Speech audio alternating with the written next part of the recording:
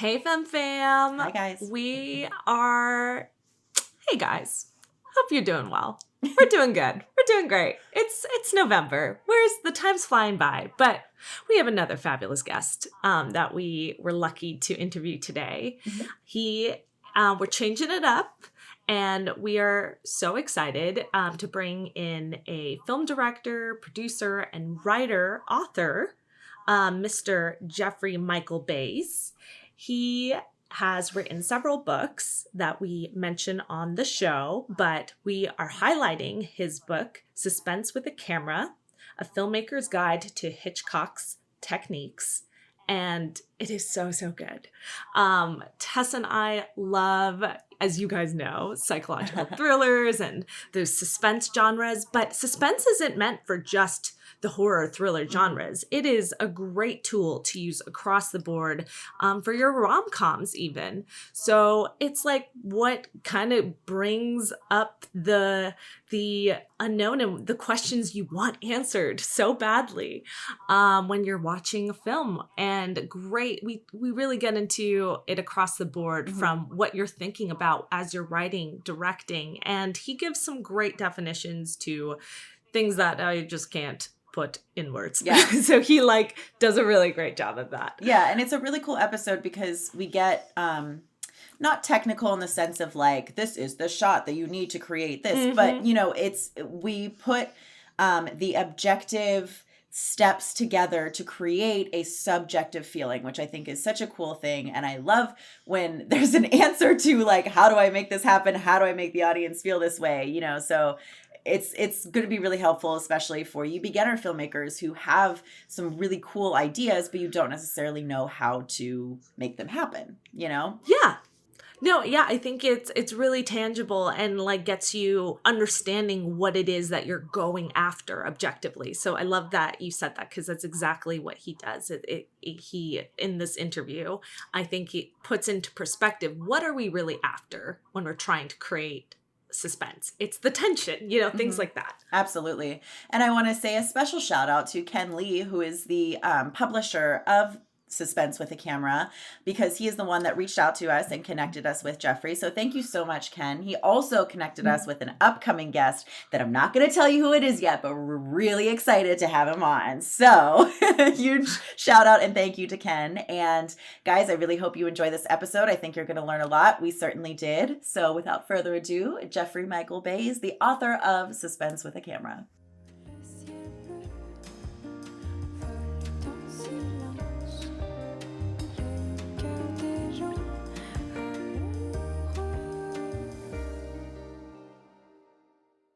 So Jeffrey, I loved your book and I wanted to have just a bit background onto you, what led you to writing it and just share a little bit about you to our listeners.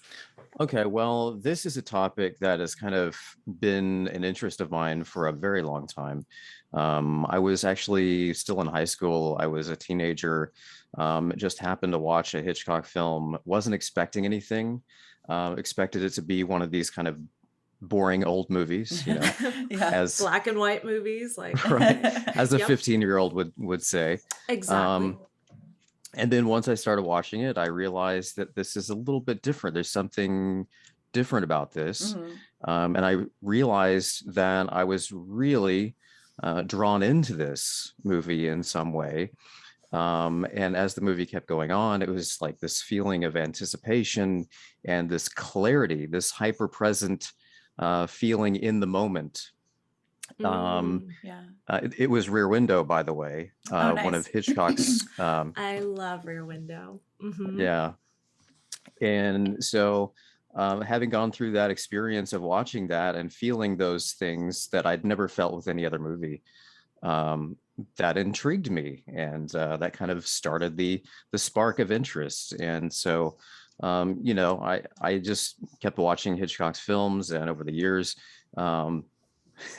somehow it kept coming back to me. I would post articles on the internet. People were obsessed with what I was writing, and I directed a film, Offing David, which was sort of an homage to Hitchcock's techniques. And so it just kept coming back, and I kept doing documentary videos on YouTube, and they kept getting hits. And so um, I started on my first book, which has nothing to do with suspense. um, Between the Scenes is about scene transitions. um, Ooh, yeah, that's so it's really vital. That's really cool. yeah, so it's really the art behind moving from one scene to the next, and all of the choices that you make as a director and as a writer. Um, you know, do you show the character moving between the scenes? Do you show them reacting to what has just happened at the end of the first scene? Do you cut to something new in the second scene and make the audience guess about what's Mm. coming next, and how that ties into the first scene? So that was my first book, and I went on a kind of a speaking tour, teaching workshops and on that topic. And along the way, people were interested in, oh, you know about this Hitchcock thing too. Yeah. Why don't you teach some of that as well? So that's kind of how that got started. And I started noticing that people were more interested in the suspense stuff Yeah. than the other things. So that's what Interesting. kind of led to suspense with a camera. Very So, cool. So let's talk about your first book first, just a little bit, and then we'll deep okay. dive into suspense with the camera. But scene transitions is like it's one of those things that I know personally I don't really think about when you're like writing the script at first. You know, you kind of just like end every scene with a cut to or whatever, and then like you go back and really think about how can you put more meaning behind the switching the scenes, you know, because there's so many ways you can do it, and it's almost like a subliminal thing, I think, to viewers a lot of the time, that you know sometimes you have a really cool transition of like there's a knife in somebody's hand in one scene, and then it fades into something else that had like they're holding something else that I don't know, there's just really cool ways sometimes that I see it done. And I only really noticed those things because I'm a filmmaker. It wasn't something I noticed before when I was just a viewer. So it's really cool how big of a difference those things can make. Yeah, definitely. Hmm. And one of the famous writers, Stephen Gaghan, which wrote, I think, a Steven Soderbergh film. He said once that his process as a writer is to start with the locations before you even have a story, Mm. just putting locations together, and somehow the story kind of comes out of that. Hmm. Um, so that if It's you great have for independent film. Start right, with your locations. Keep it simple. We always say yeah, that over and over again. yeah. So, for instance, if you have a scene in a desert that's really hot, Hmm. and then the next scene is in a kind of a blizzard, cold environment with snow and wind, um, that sudden change between locations is going to evoke in the audience a feeling of um, that coldness, because it's contrasting to the heat from the previous scene. So Yeah. even though that you're not actually feeling that as you're watching the movie, you internalize it as the audience, because of that sudden contrast. It's a great tool to evoke emotion from your audience. If you have scenes that maybe aren't super dramatic or suspenseful or whatever, like to still really evoke that feeling or emotion from your viewers. Right, and it's called binary oppositions. So it's Mm. kind of like a chessboard. Well, it is a chessboard, really. So that your chess pieces are white and black, Hmm. and you have the opposing squares on the board that are white and black. And so as you play chess, you know that your piece, can be attacked by another piece because of the color differences. If the chessboard was entirely white Mhm. and all of the pieces were white, then you would have a really tough time keeping track of your pieces, Right. and actually strategizing the next move, because all you're thinking about is, okay, which piece is mine? Right. So that contrast in the game of chess is essential. Um, Hmm. And would you say to And it's the correlate same way in that, storytelling as well. right, Yeah. with the images, you're trying to find those contrasting moments to help you transition? Is that what I'm hearing? Right. Yeah. Yeah. Mm-hmm. Contrasting moments, contrasting sounds, contrasting visuals, Mm-hmm. anything in the scene that contrasts with the next scene is going to provoke that difference in the audience, and they'll start to internalize and start to make that comparison.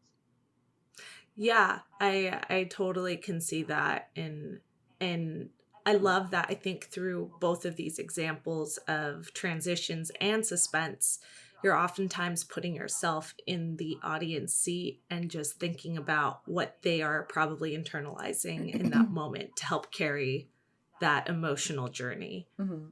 Right. Yeah. Yeah, exactly. Very cool. Well, let's get into suspense now a little bit Okay. deeper. So I love that, like, your whole I don't know if theory is what the word I want to use here, but your whole theory on this is, it comes from Hitchcock because, like you said, like, when you were a teenager, you're like, this is just an old movie, whatever. But like, there's something so special about Hitchcock and the way that he tells a story.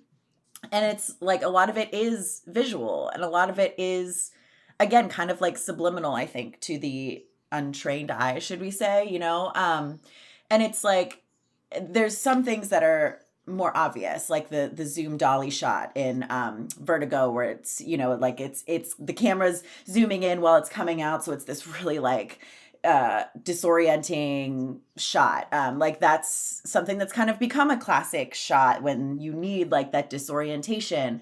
But there's a lot more subtle things too that really build the suspense and really create those emotions. So I think that that's really cool that that's where all of this comes from for you originally.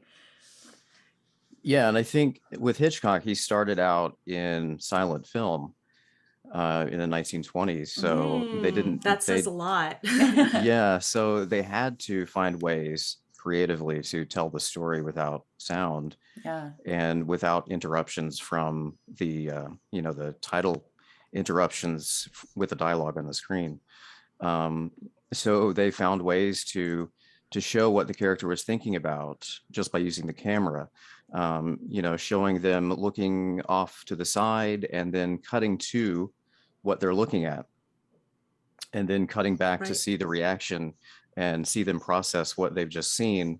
And so in that simple construction visually, you're telling a story, but you're also involving the audience in that thought process that the character is having with no words. And you can keep doing that. Yeah. You can keep doing that. Rear Window is entirely that, almost through the whole film. He's looking out the window, and then we cut back to his reaction to what he's seeing, and And we're like, oh, I want to see it. yeah. Yeah. I want to take it back even more micro. Jeffrey, could you explain or summarize what suspense is for our listeners? Like, what is it exactly, that emotion that we're trying to feel? It's the anticipation of trying to see something or understand, like, what is going to happen next. You know what I'm saying? Right. That's a big question. And I think a lot of people have kind of like a common understanding that it has something to do with anticipating or being uncertain about what the outcome is going to be, so that we hope the good thing happens and we hope the bad thing doesn't happen. And the uncertainty about that is where the suspense comes from. But there's a problem with that theory, which film theorists have called the paradox of suspense, in that if you watch a movie the second time and you know what's going to happen, like for instance in Psycho, if you know that Norman Bates is the mother, or that he's pretending to be the mother,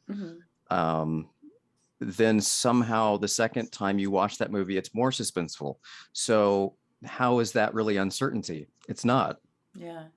So is suspense really uncertainty, or is it something else?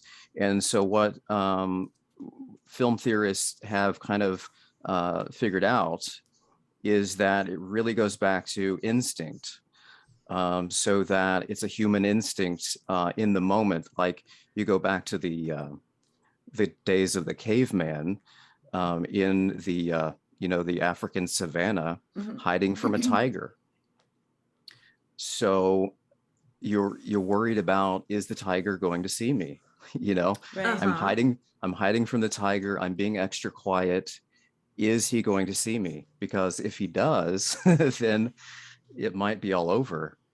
Right. And it's that feeling of instinct, The that fight or flight and, our right. basic instincts. Yeah. Yeah, and it's very much in the way the brain processes it. It's very much like a live event, so that when you're watching a suspense film, you feel it as if it's happening live. You forget that you're watching a movie. Yeah. So that's kind of the basic feeling that you're evoking as a director, is those instincts. And so yeah, that's really the key, I think. I love that. And that's good. It's it makes so much sense, and it's so interesting to see the way different people react to suspense. I mean, some people are just anxious people and they do not like watching movies that make them more anxious, and then there's other people, like I'm a person that when I go to like a haunted house, I'm just like looking around, a big smile on my face. I love it. I want somebody to jump out and scare me. Same way with movies. Like I want to be scared, and I watch so many horror movies that it's tough to even get me with the jump scares a lot of the time. Like my ex-boyfriend made fun of me all the time. He's like, "You didn't even blink." But, I love that feeling of being scared. And it's the same way with suspense, like to have that build up and that anxiety. I love that. So it's cathartic. It is. Yeah. Yeah. Yeah. That's like, I don't want to be in a haunted house. Like, no, thank you. I will probably punch someone who jumps out in front of me. But I love I was having this debate because with my boyfriend, because I enjoy sometimes more of the really scary or depressing films, and I was just trying to explain to him, it just gets me in my emotions, my feels, and lets me almost release it. So some people actually just they're not they might be more of the anxious type, hello, but it can almost be yes, a sense of for me it's cathartic, or just helps me have that emotional release. And that's why I think we do enjoy the journey of suspense, or the thriller kind of films that I like too. We don't want to murder people, but those those stories, it's the emotional journey that you get to kind of get the enjoyment of getting scared, or watching that is really cool. And something that, Jeffrey, you point out in your book that I really love is that for our writers and filmmakers out there, suspense is vital to any genre. It doesn't have to be in the thriller horror sense. Yeah. So I really love that you state that. Do you want to go further in on why that's how, and it could be applicable to other genres that you wouldn't think I need to focus on this? Right. And that's what I say, is that all stories need suspense. And that's because when you do suspense in this way, you're really kind of teasing the audience and manipulating what they know and what they feel. And the audience enjoys that feeling of, oh, wow, this film did something to me. That was kind of cool. That is storytelling, right? That's the very early days of storytelling around the campfire. The master storyteller will manipulate the story and kind of tease you and keep you on the edge of your seat, because that's fun, right? So, yeah, exactly. So any story is going to be using that. Even a romantic comedy, I used it in my book, the example of You've Got Mail, Tom Hanks and Meg Ryan. That's a suspense movie. Yeah. Yeah. Because through the entire film, there's a secret that is almost going to get out, and the suspense is it going to get out? We don't know. so there's all these perfect. Yeah. Rom-com, but it's really suspense underneath the whole time. Right. Yeah. I love that. So suspense doesn't need to be about the scary, dark, creepy kind of stuff, Yeah. that's more of a genre type of thing or a stylistic choice. Hmm. But yeah, I mean, Hitchcock himself was all about putting his suspense out into the daylight, put it out into the sunshine. The famous crop duster scene in North by Northwest, it's out in the middle of a field with nothing. It's a Yeah. flat field. And I need to watch that. I haven't seen it. okay, well, the suspense is that he's in this field waiting on somebody to show up on this highway. So these cars keep going by, and he's thinking, is that the car or is this the car? When is this car going to come that this person I'm supposed to meet? And then all of a sudden, this airplane comes along, this crop duster, and starts attacking him, starts diving at him. Oh my God. That's like unexpected too. Right. I mean, I wouldn't think of that. Oh, that sounds very, yes, Hitchcock. Yeah. So he's developed this suspense in an empty field with no apparent threat. And then all of a sudden, okay.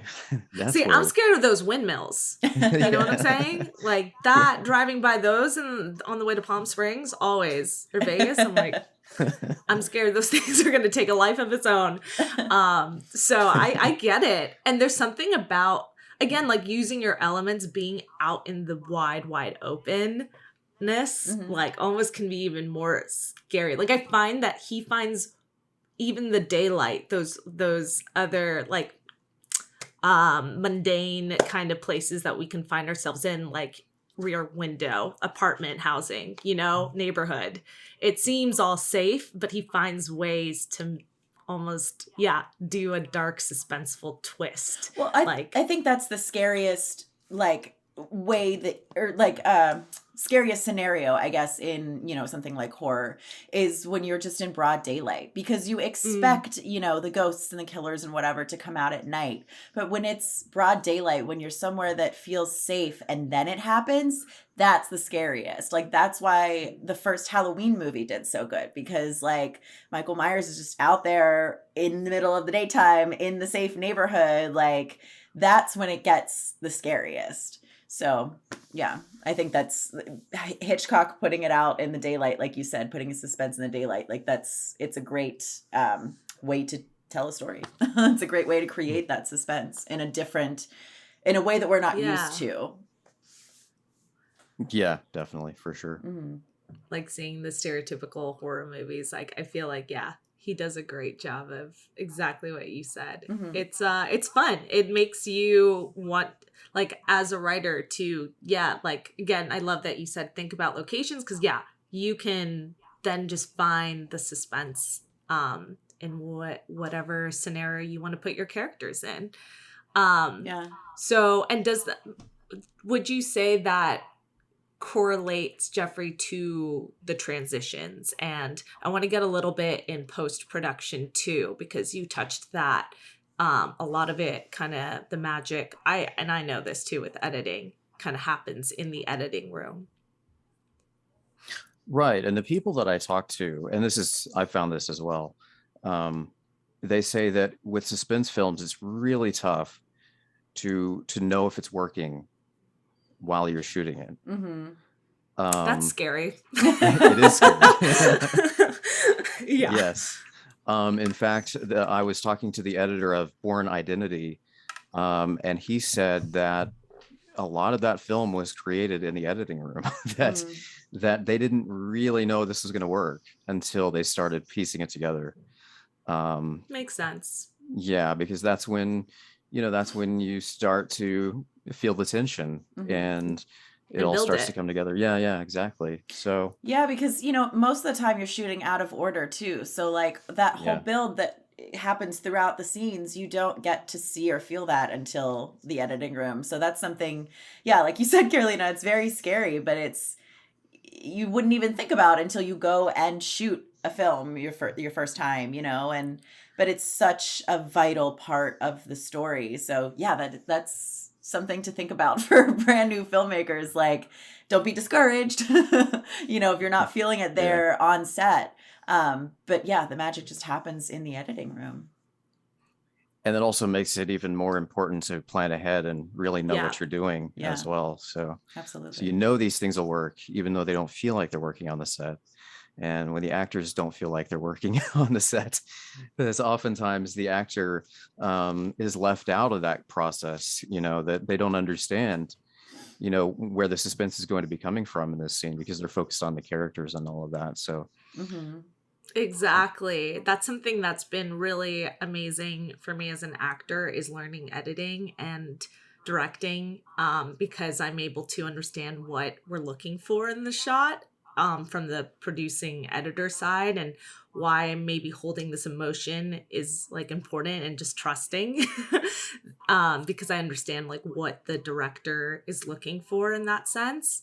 But when you aren't, and in that position, I guess back to what you were saying, you are in the director's chair alone. Yeah, I think prep is a huge thing, and but it is scary to know that it can feel off. Is there any tips on how to, with great prep, how to keep the tension high, like on set, or like building that more clearly in the process? Like, well, could it? I think it goes back to really being able to see the edit as you're shooting it as a Mm-hmm. director, so that you're not Yeah. just shooting coverage, you're not just shooting random angles, that you're actually seeing it being pieced together as you're shooting it. So that by the time you get to the editing room, you see it in your head, you know how it's going to be pieced together already. Mm-hmm. Mm-hmm. And so that helps.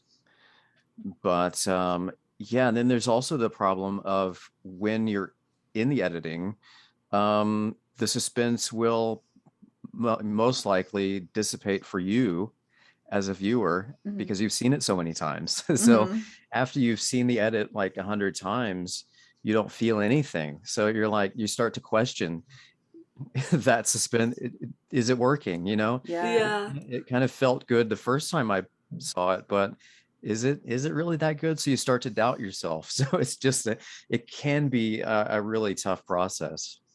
Yeah. That makes It's And sense. that's probably the time where you bring in like a test audience or to mm-hmm. see how it's going to play. Yeah. Yeah, I was just gonna say that. It's such a Yeah. strong emotion, or the emotions that come from suspense are such strong emotions, and it's so subjective. Everybody's going to respond differently to things. So, yeah, that's why, like you said, test audiences are so important, because you get to see how other people respond, and it's not even just about like, oh, I've seen this over and over. It's also just, you might just react differently to suspense than other people. It goes back to what we were saying before, like how some people love being scared and some people get anxiety from it. And I think probably even another thing, like the instinctual reaction to suspense is, when you see somebody doing something stupid in a horror movie and you're yelling at the screen and you're like, don't go upstairs, you idiot. That's where he's going to follow you to. Like, I think that's kind of a cathartic release too for people, that, some people just love like knowing the answer and being like, don't do it, you stupid. Like that's something that some other people enjoy with suspense too. So it's kind of cool that there's so many different ways that people can react to it.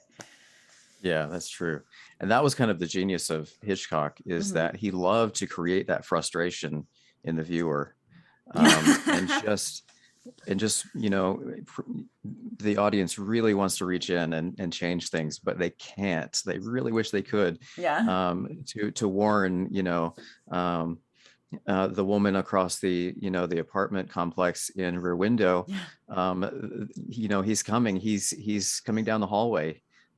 You better get out of that apartment, but you can't. Mm-hmm. There's nothing you can do as the audience to prevent that from happening, and that's Yeah. frustrating, but it's also fun.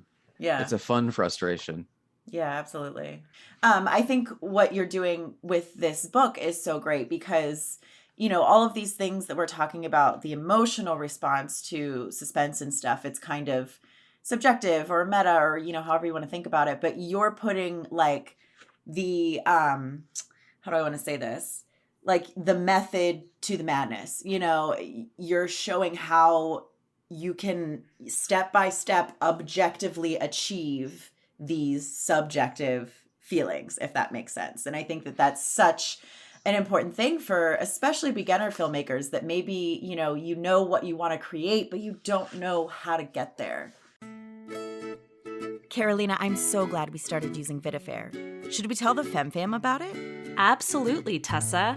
I mean, we were able to upload our short film for less than $6, and we can charge whatever we want for a 24-hour rental. That's right.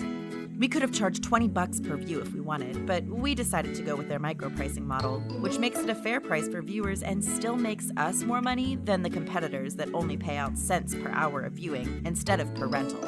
Plus, our audience doesn't have to pay for a subscription. It's really a win-win for both sides. Fair trade film monetization. Vitafair. Live in fairness with video. Yeah, I think that's definitely a really good point. That so much of filmmaking is emotional and subjective and instinct.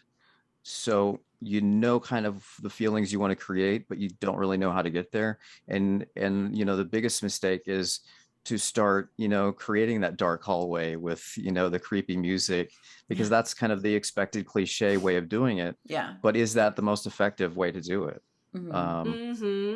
Probably not for your story. It's probably not for your romantic comedy, for sure. Yeah. You have a segment just going back to romantic comedy stuff on comedy and tension and how they work together.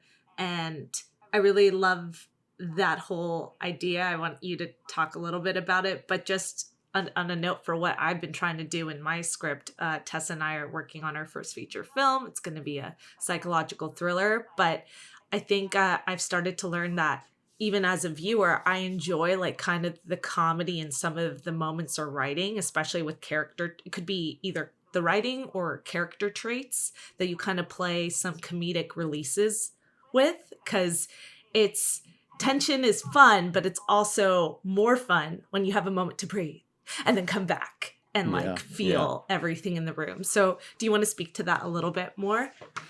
Well, sure. I mean, I guess the first thing we have to do is kind of differentiate between tension and suspense, because they're different feelings. So, a lot of times they're kind of used interchangeably, or they're confused with one another.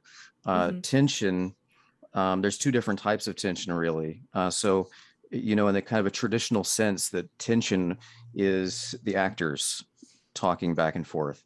So it's the dramatic tension. It's the same kind of tension you get on stage. The traditional dialogue. That's tension. That's dramatic tension. There's also cinematic tension, which is tension that you impose onto the scene by way of the camera choices and the editing and the music and all of that. So it's all these kind of artistic things that you impose into the scene that create tension. But the difference between that and suspense is that tension is more of an immediate feeling. It's kind of a step-by-step feeling as you go through from moment to moment. And in my book, I use the example of a man on a tightrope, and he's walking across the tightrope. So the tension is actually his feet stepping one by one carefully across that rope. But the suspense is not coming from that. The suspense is actually the overall question: will he fall? Is he going to fall? And so each time he steps, and especially when he almost trips or he starts to wobble, then that evokes that suspense question: is he going to fall? So throughout this entire scene, the suspense is building: is he going to fall? And the tension is sort of answering those questions moment by moment, or provoking those questions of suspense. So that's the difference between the two. No, great example. Like that, that you really tangible to how the tension keeps building too as he wobbles, and like those are choices, and then that we can write and create to make, but the overall question like then because the suspense is that question that keeps coming as you're like checking in on it. I love that. Yeah, so you're actually using the tension to enhance the suspense. You're Yeah, making yeah. the suspense feel stronger just by using that tension. And so the way comedy comes into this is that if you've gone through the process of creating suspense through the 3 steps, which we might get into a little bit later, Yeah, absolutely. once you have the suspense and you've got the audience hanging on, you can go too far with it and they can get bored pretty easily. And especially if it's a very dark subject, like, you know, a dead body or something like that. Humor is the way to balance that feeling of boredom. It kind of, like you said, it releases that tension, and then you can laugh about it, but that doesn't release the suspense. It's more of a balance with tension. It's like a roller coaster. Yeah. I don't know if you've seen my latest documentary on Hitchcock on YouTube, but I go through a pretty good example of how a roller coaster is really similar to that balance between tension and comedy, in that on the way down, it's comedy. On the way up, it's tension. Yeah. And so throughout the scene, you want to go up and down constantly. And that's what you're putting the audience on a ride. Yeah, I love that analogy. That's really cool. Yeah. I was gonna say, unless you're me and you're just screaming your head off the whole time, then it's just there's that. So But you don't like roller coasters and you don't like haunted houses. No, I scream through both the entire time, which could be comedic to the person standing or sitting next to me. Depends on, you know, how, if there's any ear damage involved. Yeah. But it's very much so. But I can understand that feeling of like anticipation too as you're going up. Like, and you feel that once you hit the bottom too, you do have like a sense of calm. You're like, okay, we made it through that hurdle, but then we're gonna do it again. I'm probably already screaming at that point. So with comedy is then, I just want to reiterate that one fact again, that I found myself too sometimes in like some of the episodic series that are out, that sometimes the tension is just so overwhelming that like I either have to like be ready for it, or it does maybe create a sense of boredom because I guess, yeah, you're like you said, you're not having that release. So I do think that's important I enjoy it more when there is more of a flow, and like, I love right now one of my favorite shows is Succession on HBO. There's so much tension and suspense. The tension is the dialogue that's a great example again. And there is constant humor and jabbing at one another, but with the humor, you're always like, the suspense is, well, who's gonna become the next Roy, CEO of the company? Like, and you're always like, did the deal close? Like, whomever they're speaking with, are like, is the deal closed? We're like, and with the comedy and the tension in the dialogue, you never know. You still are like hanging on the edge of your chair. Like, I don't know if they sealed the deal or if this person's actually going to get ahead, because it's just unclear. And that's what keeps you watching. You're like, I want to know if he ends up being like, you know, gets defeated or gets to be promoted, you know, the whole time. With all the characters, they're all trying to like battle each other and climb the ladder. So I don't know if anyone has watched that, but it's great. It's a great example. But no, let's go into what we were talking about, the 3 steps to creating suspense. And what are they, Jeffrey? Okay, well, the first one is a secret. And this can be anything, really. This can be, you know, like you've just won the lottery and you don't want to tell anybody. So that's your secret. And if that's your protagonist, then if other characters are getting close to finding that out, then that's where suspense can be created. But it's really a secret that the audience knows, that the protagonist knows, and nobody else in the movie knows. And so that's really where you start. And kind of the basic structure of this is that that character then lies to another character about it.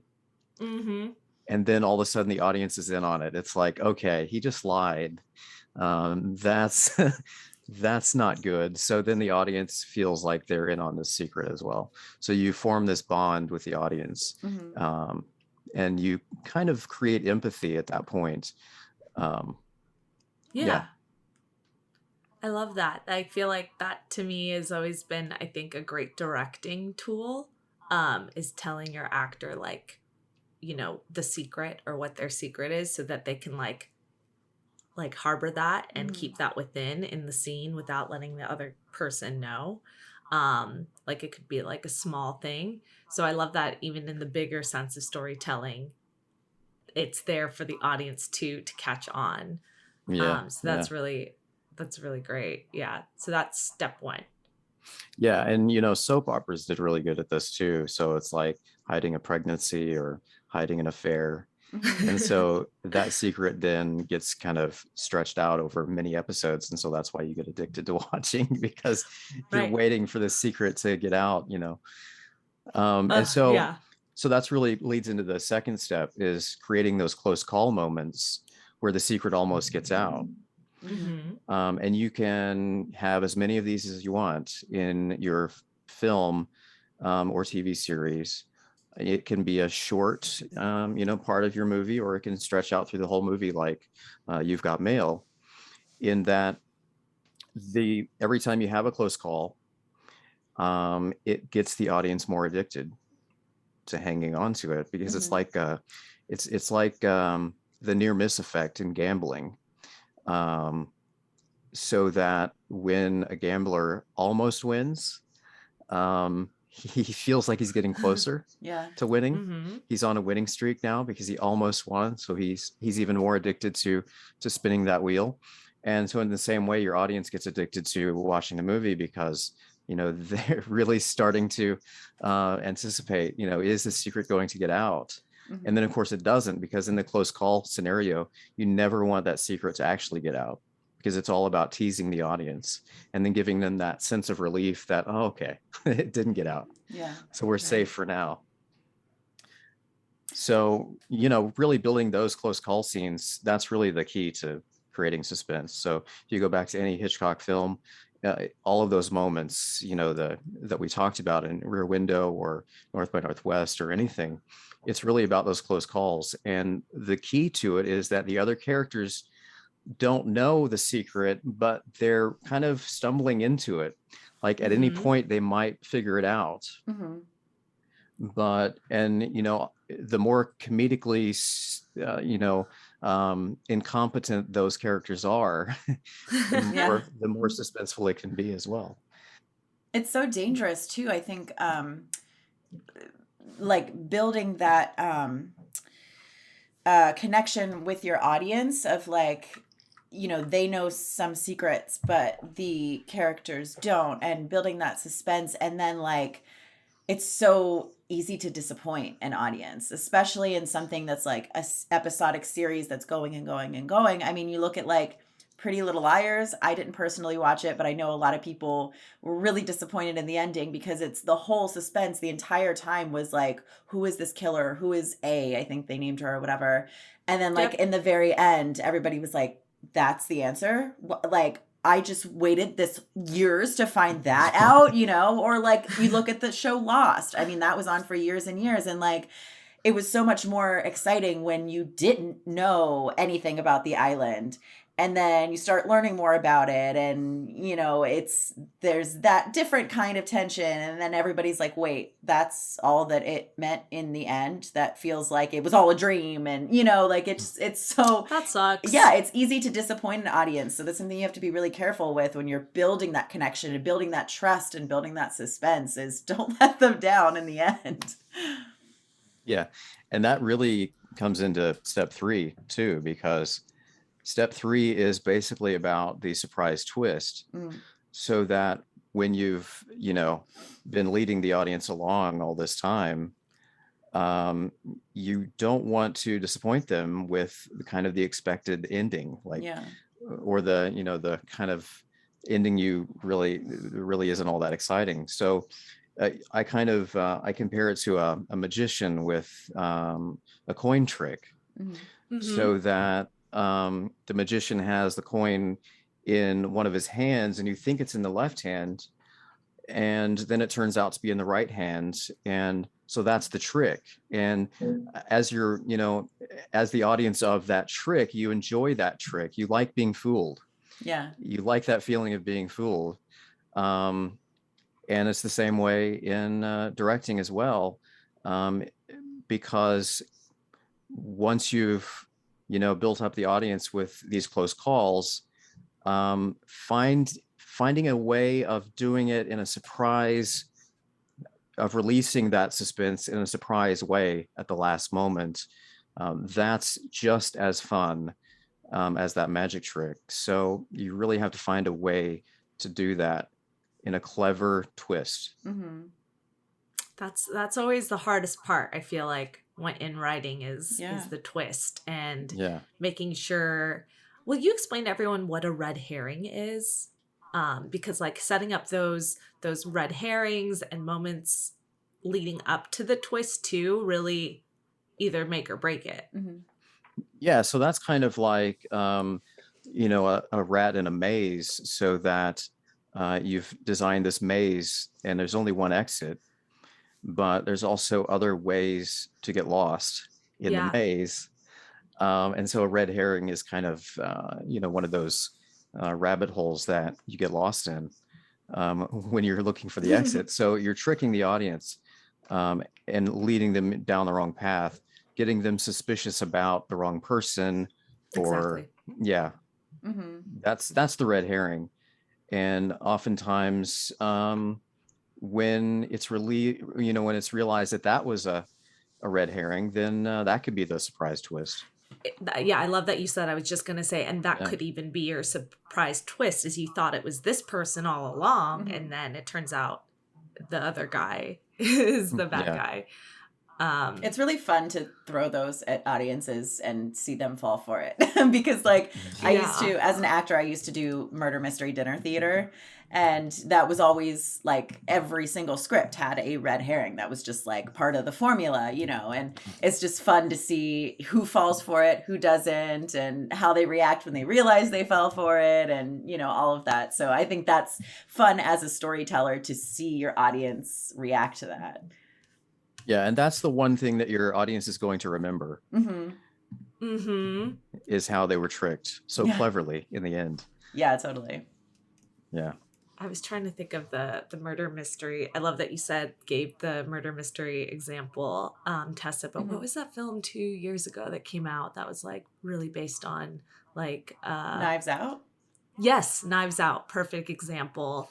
That we all think it's this one person character, and then it was like completely like, yeah, I don't want to spoil it for anyone, but it's a great example of like setting up different red herrings. And if you're interested in mystery, it kind of really, yeah, I think had a really great twist. And a lot of people loved it for that reason. But then how do you feel about ambiguous endings, Jeffrey? Talk to us about that. What's your opinion on them? Well, I don't have an opinion on it really. I think it depends on the story, obviously. I mean, that's the answer you always go back to. It depends on the story and what you want your audience to feel and what you want them to be thinking about when the movie's over. In a suspense kind of a movie, you want some kind of closure of some form. Of So some that, form, right? yeah. But it's always fun to kind of leave things open. Yeah, that's how I think Tessa and I like those movies a lot.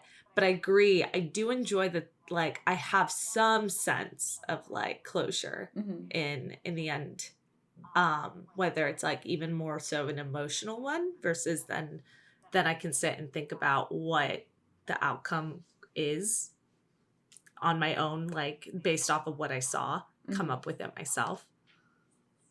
Yeah. Yeah. Yeah. And you have to also think about if you have a lot of close calls Hmm. and you never relieve that, Yeah. then Yeah, that's frustrating. the audience is going to be really mad at you. Yeah. Yeah, I think that's a great thing to point out. Is there is a way to do it to where you don't piss everyone off. Yeah. Yeah. I mean, that's kind of Yeah. the takeaway in all of this. It's like, torture your audience a little bit, but don't piss them off. Oh, and another thing is just like the continuous, the first example that comes out to me is Atomic Blonde. I just hated the multiple twist ending. Like, don't, like, to me, that I don't do that. Like, where you keep having a twist at the last 30 minutes of watching, or 20 minutes, and you're like, okay, wait, who did it? Like, what? And then I don't even understand the setup because there's just twist after twist. I personally don't feel like that strategy works very well. That's an overload, it sounds like. Yeah. I think that's something to definitely think about. Well, yeah. But it also depends on if it's a short film or also, a feature film. If it's a short film, there's a little more kind of, there's more abbreviation in that kind of storytelling. And so leaving things up for guessing is more acceptable in that way. Like it reminds me of Hitchcock's TV episodes where they're only 20 minutes long, and oftentimes he didn't have an ending that was on the screen. He implied the ending. So I'm thinking of one where a man has killed his wife and hidden the body into the trunk of his car, and he's driving down the highway, and the policeman pulls him over. Not because there's a body in the trunk, but just because he has a taillight that's burned out. Yeah. So the suspense throughout the whole episode is about fixing this taillight, and whether the policeman is going to catch on and find this body by accident. Yeah. And so it turns out that he never does. But the final shot, after they've fixed the light and everything's okay, the final shot of the episode is the taillight is starting to blink again. And so the taillight's going out again. And so it kind of, it makes you assume that he's not going to get away from he's not going to get away with this. Right. He's going to get caught. And we don't need to show that. Yeah. Yeah. It's like this. Yeah. It kind of the foreshadowing of this isn't over. Yeah. Yeah.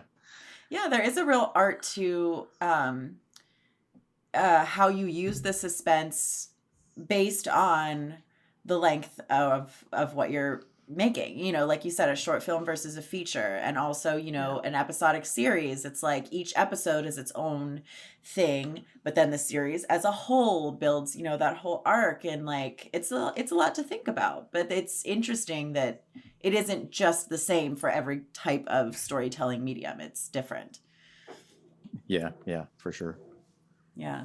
Well, awesome. Jeffrey, this has been really cool. I really enjoyed talking to you about all of this because Carolina's been reading your book. I'm going to read it after her, so I haven't had a chance yet. But just to hear how to, like I said, objectively create this subjective feeling. It's really cool that we're able to do that as storytellers.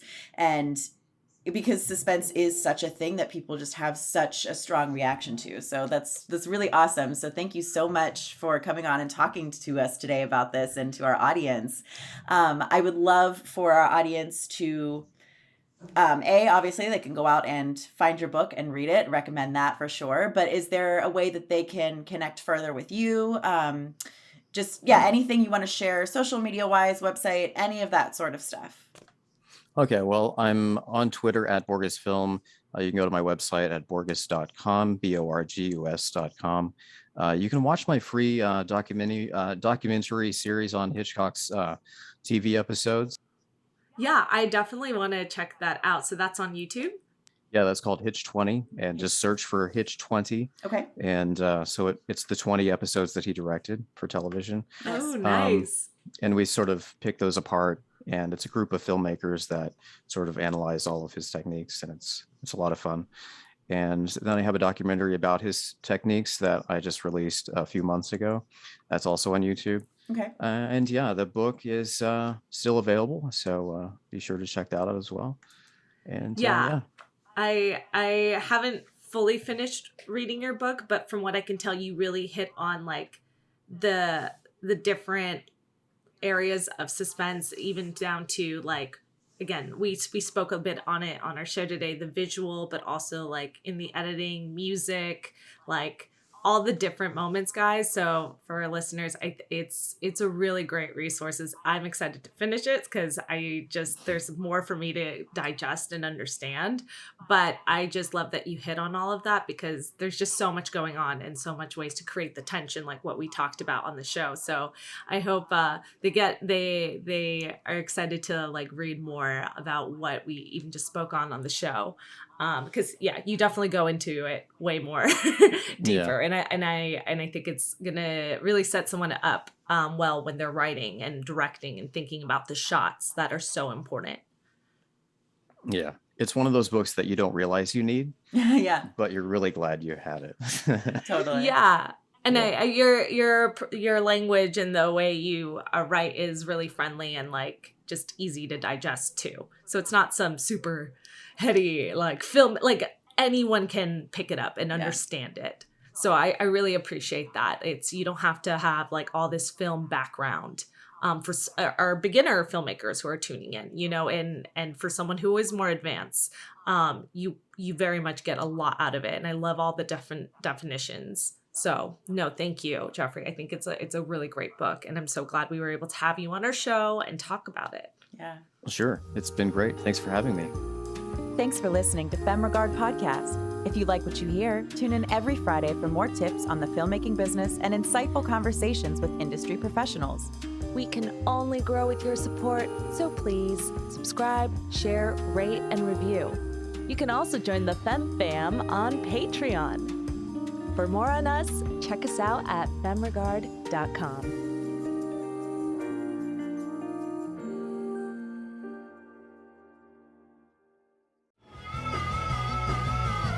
You're listening to the Geekscape Network.